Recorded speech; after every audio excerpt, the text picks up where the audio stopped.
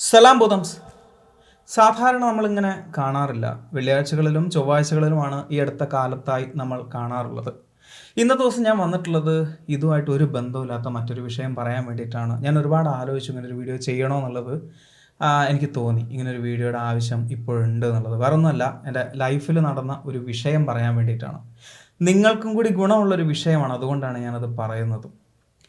കഴിഞ്ഞ ശനിയാഴ്ച ഞാൻ എറണാകുളത്തുനിന്ന് ഞാനൊരു ആവശ്യത്തിന് വേണ്ടി എറണാകുളത്ത് പോയിരുന്നു. എറണാകുളത്തുനിന്ന് വന്നു.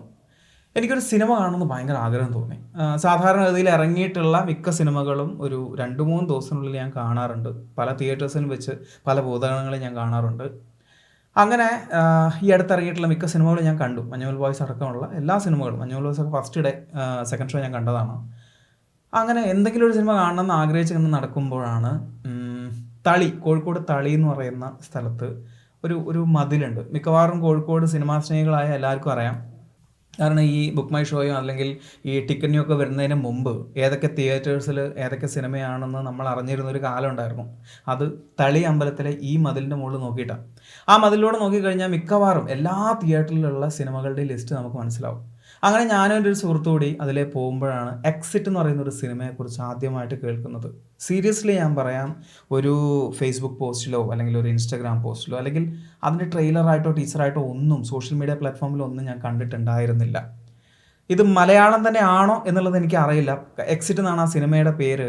അതിൽ വിശാഖില്ലേ, നമ്മുടെ എന്താണ് ആ സിനിമയുടെ ആനന്ദം സിനിമയിലെ കുപ്പി എന്ന് പറയുന്ന ക്യാരക്ടറായിട്ട് അഭിനയിച്ചിട്ടുള്ള ആൾ, അയാൾ മറ്റൊരു ഗെറ്റപ്പിൽ, ഒരു പ്രത്യേക ഗെറ്റപ്പിൽ ഇരിക്കുന്നൊരു ചിത്രമാണ്.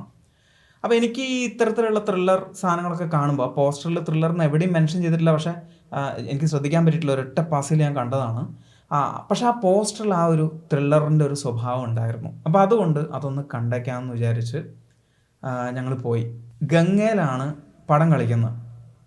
എനിക്ക് ഗംഗയിൽ പോകാൻ വലിയ താല്പര്യമില്ല. കാരണം മറ്റ് തിയേറ്ററുകൾ മാറിയത് അറിഞ്ഞിട്ടില്ലാത്ത ഒരു തിയേറ്ററാണ് ഗംഗ എന്ന് പലപ്പോഴും എനിക്ക് തോന്നാറുണ്ട്. കാരണം സ്റ്റേഡിയത്തിൻ്റെ അടുത്തൂടെ പോകുമ്പോൾ ഒരു സാധാരണ ഒരു ഷീറ്റ് കൊണ്ട് ഉണ്ടാക്കിയ ഒരു തിയേറ്ററാണ്. വർഷങ്ങൾക്ക് മുമ്പേറ്റം ക്രിസ്ത്യൻ കോളേജ് പഠിക്കുന്ന സമയത്ത് ക്ലാസ് കട്ടാക്കി പോയതാണ് ഗംഗയിൽ. അതല്ലാതെ എൻ്റെ ഓർമ്മയിൽ ഞാൻ ഗംഗയിൽ പോയിട്ടില്ല.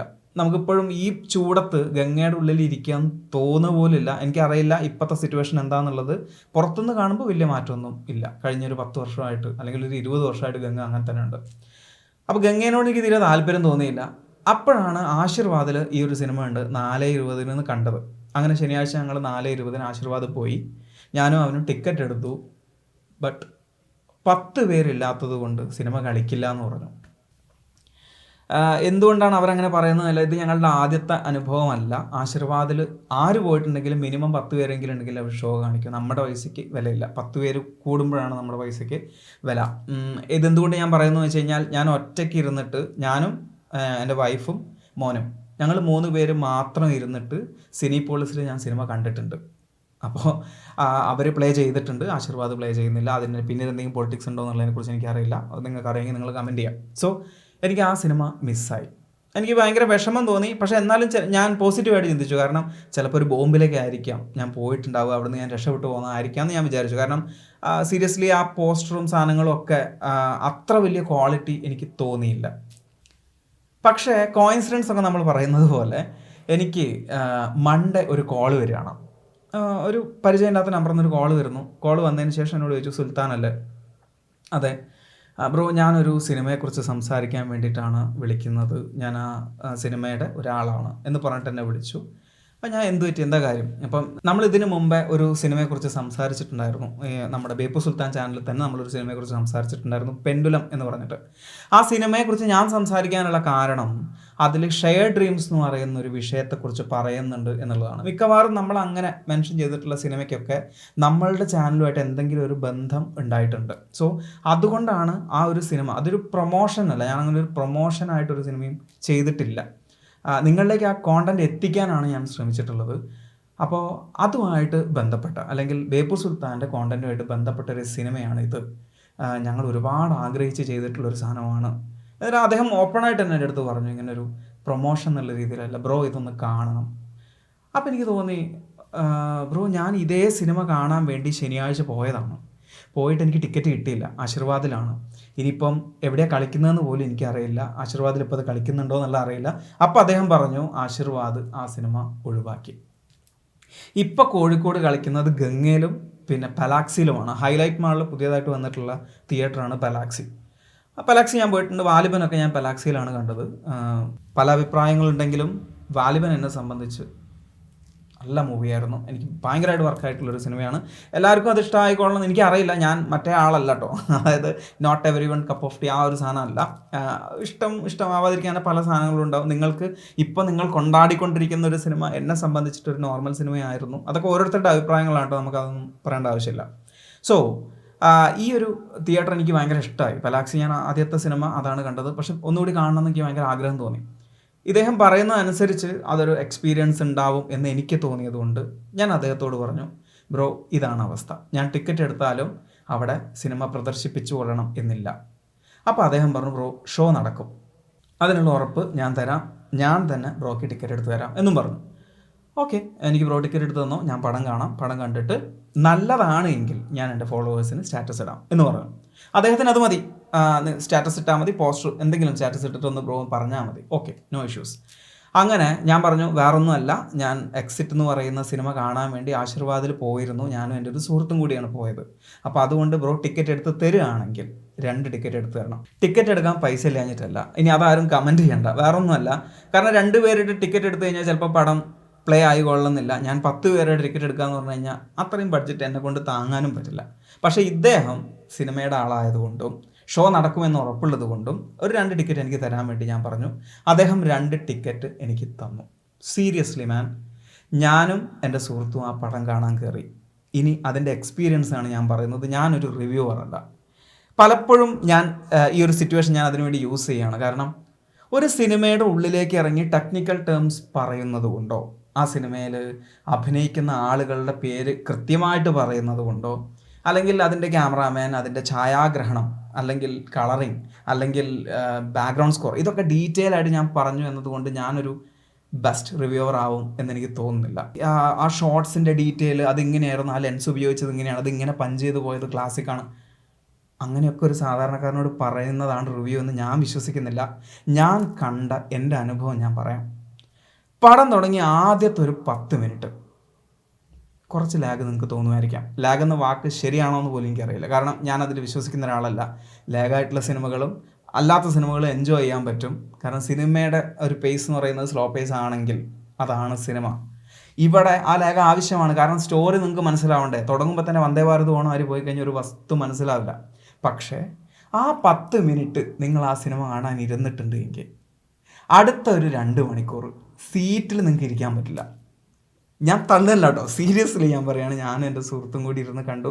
അവൻ ഈ വീഡിയോ കാണുന്നുണ്ടെങ്കിൽ അവൻ കമൻറ്റ് ചെയ്യും. അത്രയും ത്രില്ലടിച്ച് ഞാൻ ഇരുന്ന് കണ്ട ഒരു Malayalam film, even Manjummel boys പോലെ എന്നെ സംബന്ധിച്ചിട്ട് ഒന്ന് ബ്രീത്ത് പോലും എനിക്ക് ഹോൾഡ് ചെയ്യേണ്ട അവസ്ഥ ഉണ്ടായിട്ടില്ല. പടം സർവൈവൽ ത്രില്ലറാണ്. ചിലപ്പോൾ സ്റ്റോറി അറിയുന്നതുകൊണ്ടായിരിക്കാം. പക്ഷേ എനിക്ക് അത്രയും വലിയൊരു സംഭവമായിട്ട് എനിക്ക് തോന്നിയിട്ടില്ല സീരിയസ്ലി. ഇനി ബാഡ് കമൻസ് ഇട്ടാലും ഐ ജസ്റ്റ് ഡോണ്ട് കെയർ. പക്ഷേ ഈ സിനിമയിൽ ഞാൻ ഇങ്ങനെ ഇരുന്നിട്ടുണ്ട്. അതിലും വലുതായിട്ട് എനിക്കൊന്നും പറയാനില്ല. ഇങ്ങനെ ഇരുന്നിട്ട് നമ്മളൊരു സിനിമ കാണുക എന്ന് പറഞ്ഞാൽ എൻ്റെ നഖങ്ങളൊക്കെ ഞാൻ കടിച്ച് വലിച്ചെറിഞ്ഞിട്ടുണ്ട്. അപ്പോൾ അത്രയും ത്രില്ലിംഗ് ആയിട്ട് എനിക്ക് തോന്നി. പക്ഷേ ഒരു കാര്യം മനസ്സിലാക്കണം, ഇതൊരു ലോ ബഡ്ജറ്റ് മൂവിയാണ്. വളരെ കുറച്ച് ബഡ്ജറ്റിൽ എന്നാൽ അത്യാവശ്യം നല്ല ക്വാളിറ്റിയിൽ അവർ ചെയ്തിട്ടുള്ളൊരു കോണ്ടൻ്റാണ്. ഞാൻ ഇത്രയും വലിച്ചു നീട്ടിയൊരു വിഷയത്തെക്കുറിച്ച് സംസാരിക്കുന്നുണ്ട് എങ്കിൽ അത്രയും അത് എന്നെ എൻജോയ് ചെയ്തിട്ടുണ്ട്. അതിൽ ഈ വിശാഖ് എന്ന് പറയുന്ന വ്യക്തി, അദ്ദേഹത്തിന് ഇതിനു മുമ്പേ നമ്മൾ കണ്ടിട്ടുള്ള സിനിമകളിൽ അല്ല, അങ്ങനെയൊന്നും ഞാൻ പറയുന്നില്ല. ആ സിനിമേൻ്റെ അവസാനം ക്രെഡിറ്റ്സിൽ വിശാഖാണ് അത് അഭിനയിച്ചത് എന്ന് പറയും. വിശാഖ് തന്നെയാണോ അദ്ദേഹത്തിൻ്റെ പേര്?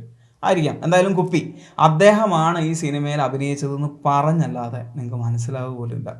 ആളുടെ ബോഡി ലാംഗ്വേജ് ഒരു രക്ഷയില്ല. ആ പിള്ളേർ, എനിക്ക് വ്യത്യസ്തമായിട്ടുള്ള അഭിപ്രായങ്ങളുണ്ട്, പക്ഷെ അതിവിടെ പറയേണ്ട ആവശ്യമില്ല.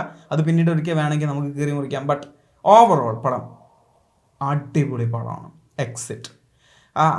എന്തുകൊണ്ട് അതിൻ്റെ പ്രൊമോഷൻസ് നിങ്ങളിലേക്ക് എത്തുന്നില്ല, നിങ്ങളുടെ തിയേറ്റേഴ്സിലേക്ക് അത് എത്തുന്നുണ്ടോ എന്നുള്ളത് എനിക്കറിയില്ല. പക്ഷേ നിങ്ങളുടെ ഒരു 100 കിലോമീറ്ററിൻ്റെ ഉള്ളിൽ എവിടെയെങ്കിലും ആ ഒരു പടം കളിക്കുന്നുണ്ട് എങ്കിൽ അവിടെ പോയി നിങ്ങൾ ആ സിനിമ കാണുന്നത് ഒരിക്കലും നഷ്ടമാവില്ല.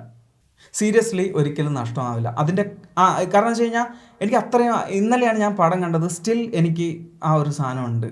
കാരണം അതിൻ്റെ ബേസിക് ത്രെഡ് എന്ന് പറയുന്നത്, ഞാൻ കഥയായിട്ട് പറയുന്നതല്ല, ഒരു നോർമൽ സർവൈവൽ ത്രില്ലറാണ്. നിങ്ങൾക്ക് ഡോൺ ബ്രീത്ത് ഇഷ്ടമാണോ? ക്വയറ്റ് പ്ലേസ് ഇഷ്ടമാണോ? അല്ലെങ്കിൽ എസ്കേപ്പ് റൂം ഇഷ്ടമാണോ? അല്ലെങ്കിൽ പാനിക് റൂം ഇഷ്ടമാണോ? അല്ലെങ്കിൽ നോ എസ്കേപ്പ് ഇഷ്ടമാണോ? ഗെയിം ഇഷ്ടമാണോ? ഇഷ്ടമാണോ? എന്നൊരു സിനിമയുണ്ടോ, ഞാൻ ശബ്ദം നോക്കിയല്ല. ഇങ്ങനത്തെ ഒരുപാട് സീറ്റ് അടിച്ച് ത്രില്ലേഴ്സ് ഉണ്ട്. ഇതൊക്കെ ഇപ്പം എൻ്റെ ഓർമ്മയിൽ നിന്ന് പെട്ടെന്ന് വന്ന സാധനങ്ങളെ ഞാൻ പറഞ്ഞു, ഒരു 100 എണ്ണം ഒറ്റയിരിപ്പിൽ ഞാൻ വേണമെങ്കിൽ പറഞ്ഞുതരാം. അതിനോട് ചേർത്ത് വെക്കാൻ പറ്റുന്ന മലയാളത്തിൻ്റെ ഒരു സിനിമ എന്ന് പറയുമ്പം ഒരു രക്ഷയില്ല മോനെ. കാരണം വെച്ച് കഴിഞ്ഞാൽ ചിലപ്പോൾ ഞാൻ അത്രയും എക്സ്പെക്റ്റ് ചെയ്യാതെ കയറിയത് കൊണ്ടായിരിക്കാം. വലിയ എക്സ്പെക്റ്റേഷനിലൊന്നും ആരും പോകണമെന്നും ഞാൻ പറയില്ല, പക്ഷേ അതൊരു എക്സ്പീരിയൻസ് ആയിരിക്കും. ഞാൻ പടം കണ്ടുകൊണ്ടിരിക്കുമ്പോൾ എനിക്ക് തോന്നുന്നു ഞാനും അവനും പിന്നെ എൻ്റെ ഫ്രണ്ടിൽ ഒരു 10 പിള്ളേർ ഒരുമിച്ചിരിക്കുന്നുണ്ടായിരുന്നു. ഇനി അവർക്ക് വേറെ ആരെങ്കിലും ടിക്കറ്റ് എടുത്ത് കൊടുത്താണോ എന്നുള്ളത് എനിക്കറിയില്ല, കാരണം ഈ ഒരു സാധനത്തിന് പ്രൊമോഷനേ ഇല്ല. പക്ഷേ ആ മുമ്പിലിരിക്കുന്ന 10 എണ്ണം കൂവി വിളിച്ചു, സീരിയസ്ലി കൂവി വിളിച്ചു പേടിച്ചിട്ട്. പ്രേതം വന്ന് നമ്മളെ സ്കെയർ ജമ്പായിട്ട് ഞെട്ടിക്കുക അങ്ങനത്തെ സാധനങ്ങളൊന്നും അല്ല കേട്ടോ. ഇത് എന്താണ് അതിൻ്റെ ജോൺറാന്ന് പോലും ഞാൻ പറയുന്നില്ല. നിങ്ങൾക്ക് പറ്റുകയാണെങ്കിൽ അടുത്ത തിയേറ്റേഴ്സിൽ നിങ്ങൾ കാണും. അദ്ദേഹം എന്നോട് സംസാരിച്ചതിൽ ഭയങ്കര വിഷമമുണ്ട്. അദ്ദേഹം ഒരു ഭൂതഗണമാണ്. എൻ്റെ അടുത്ത് വിളിച്ചിട്ട് പറഞ്ഞു, ബ്രോ അതിൽ ബ്രോൻ്റെ കോണ്ടൻറ്റ് സിജീനെ ഞാൻ യൂസ് ചെയ്തിട്ടുണ്ട്. യെസ്, എനിക്ക് ഭയങ്കര ഇഷ്ടമായി. കാരണം സിജീൻ എന്ന് പറയുന്ന നമ്മുടെ വീഡിയോയിൽ നമ്മൾ പറഞ്ഞിട്ടുണ്ട്, ഈ പന്നിയുടെ ഇൻറ്റേർണൽ ഓർഗൻസ് ഉപയോഗിച്ചിട്ട് എല്ലുകളും പിന്നെ അത്തരം കുറച്ച് ത്രെഡ്സും കാര്യങ്ങളൊക്കെ ഉപയോഗിച്ചിട്ട് ബ്ലാക്ക് മാസ് ചെയ്യുന്നതിനെ കുറിച്ച് നമ്മൾ പറഞ്ഞിട്ടുണ്ട്. ഇതിന് മുമ്പ് ഒരു വീഡിയോയിൽ വളരെ ഡീറ്റെയിൽ ആയിട്ട് നമ്മൾ അതിനെക്കുറിച്ച് സംസാരിച്ചിട്ടുണ്ട്. ആ വീഡിയോയിൽ എങ്ങനെയാണോ ഞാൻ പറഞ്ഞത് അതിൻ്റെ വിഷ്വൽ സാധനങ്ങൾ നമുക്ക് ആ സിനിമയിൽ കാണാൻ പറ്റും. അത് പ്ലേസ് ചെയ്തിരിക്കുന്ന ഏരിയ നമ്മൾ ശരിക്കും അത് പ്ലേസ് ചെയ്തത് ജസ്റ്റ് ഒരു റെഫറൻസ് പോലെയാണ്. എന്നിട്ട് ആ പടം പോകുന്നത് വേറൊരു റൂട്ടിലാണ്, പക്ഷെ അത് കറങ്ങി തിരിഞ്ഞ് അവിടേക്ക് എത്തുമ്പോൾ അത് തമ്മിൽ നമുക്ക് കണക്ട് ചെയ്യാൻ തോന്നും. ആർക്ക് വേണമെങ്കിലും സിമ്പിളായിട്ട് മനസ്സിലാക്കാൻ പറ്റുന്ന ഒരു സാധനമാണ്. ആ പടത്തിൽ നിങ്ങൾ കൊടുക്കുന്ന ക്യാഷ് 1 മിനിറ്റ് നിങ്ങൾക്ക് മുതലായി എന്ന് തോന്നുന്ന ഒരു സമയം വരും. എനിക്കങ്ങനെ ഉണ്ടായിട്ടുണ്ട്. എനിക്ക് പൈസ മുതലായി, ഇപ്പം എണീറ്റ് പോയാലും എനിക്ക് പൈസ മുതലായി നമ്മൾ പറയില്ലേ, എന്നെ സംബന്ധിച്ച് ഇതൊക്കെയാണ് കേട്ടോ റിവ്യൂ. സോ ആ ഒരു സാധനം അതിലുണ്ട്. പറ്റുകയാണെങ്കിൽ എല്ലാവരും പോയി കാണും. അതിന് വേണ്ടിയിട്ട് മാത്രമാണ് ഞാൻ ഇപ്പോൾ ഈ ഒരു വീഡിയോ ചെയ്യുന്നത്. ഈ ഒരാഴ്ചയും കൂടി ആ ഒരു സിനിമ തിയേറ്ററിലുള്ളൂ. സോ പറ്റുകയാണെങ്കിൽ നിങ്ങൾ ആ സിനിമയൊന്ന് കാണണം.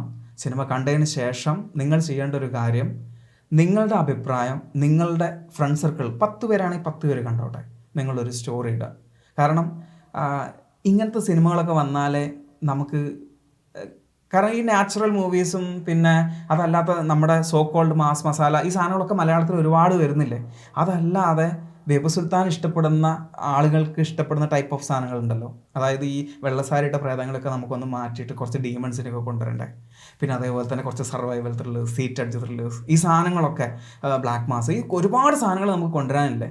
സോ അത് നാളെ പൃഥ്വിരാജ് ചെയ്യുന്നത് കാത്തിരിക്കാതെ നമുക്ക് ഒരുപാട് ആളുകൾ ഇതിനു വേണ്ടി ചെയ്യുന്നുണ്ട്. അവരെ സപ്പോർട്ട് ചെയ്യാം. നല്ലതാണെങ്കിൽ മാത്രമേ നിങ്ങളോട് ഞാൻ കാണാൻ പറയൂ. ഒരിക്കലും നിങ്ങൾക്ക് നഷ്ടമാവില്ല. വീണ്ടും വീണ്ടും ഞാൻ എടുത്തു പറയുന്നതുകൊണ്ട് ബോറാണെന്ന് വിചാരിക്കരുത്, ഒരിക്കലല്ല. ഒന്ന് ട്രൈ ചെയ്യാൻ, നിങ്ങളെ കൊണ്ട് പറ്റുന്ന രീതിയിൽ ആ കുട്ടികളെ ഒന്ന് സഹായിക്കുക, മാക്സിമം സപ്പോർട്ട് ചെയ്യുക. കാരണം നാളെ ഇതിനെയൊക്കെ സപ്പോർട്ട് ചെയ്താൽ മാത്രമേ നാളെ എനിക്ക് എന്തെങ്കിലും നിങ്ങൾക്ക് വേണ്ടി ചെയ്തു തരാൻ പറ്റും. ഓക്കെ, സോ എല്ലാവരും സിനിമ കാണുമെന്ന് പ്രതീക്ഷിക്കുന്നു. മറക്കണ്ട എക്സിറ്റ് എന്ന് പറയുന്ന സിനിമയാണ്. പേര് കേൾക്കുമ്പോൾ ചിലപ്പോൾ ഒരുപാട് ആൾക്കാർ സ്കിപ്പ് ചെയ്യും. എക്സിറ്റ് എന്ന് പറയുന്ന ഒരു ഇംഗ്ലീഷ് മൂവി തന്നെ ഉണ്ട്. പക്ഷേ ഇത് അടുത്ത തിയേറ്റേഴ്സിൽ ഉണ്ടെങ്കിൽ ഒന്ന് കാണുക, എന്നിട്ട് മാക്സിമം അഭിപ്രായങ്ങൾ ഷെയർ ചെയ്യാം. ഓക്കെ.